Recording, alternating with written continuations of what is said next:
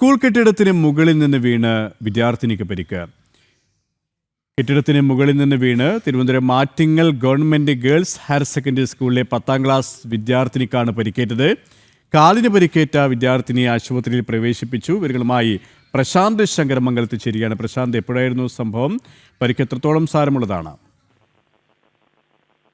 KP ഇന്ന് ഉച്ചയോടുകൂടിയാണ് വിദ്യാർത്ഥിനിക്ക് പരിക്കേൽക്കുന്നത്. Thiruvananthapuram Attingal government girls higher secondary സ്കൂളിലെ വിദ്യാർത്ഥിനി 10ാം ക്ലാസ് വിദ്യാർത്ഥിനിക്കാണ് പരിക്കേൽക്കുന്നത്. സ്കൂൾ കെട്ടിടത്തിന്റെ 1ാമത്തെ നിലയിൽ നിന്നും താഴേക്ക് പതിക്കുകയായിരുന്നു.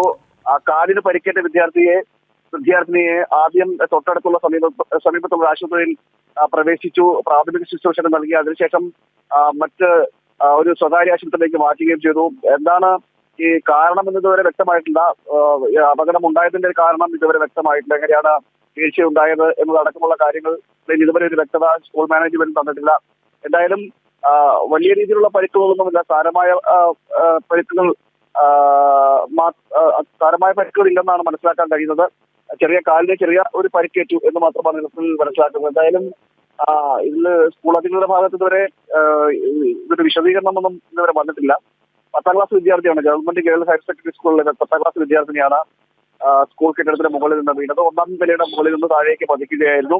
ഉടൻ തന്നെ തൊട്ടടുത്തുള്ള ആശുപത്രിയിൽ പ്രവേശിക്കുകയും തുടർന്ന് സ്വകാര്യ ആശുപത്രിയിലേക്ക് മാറ്റുകയും ചെയ്തു.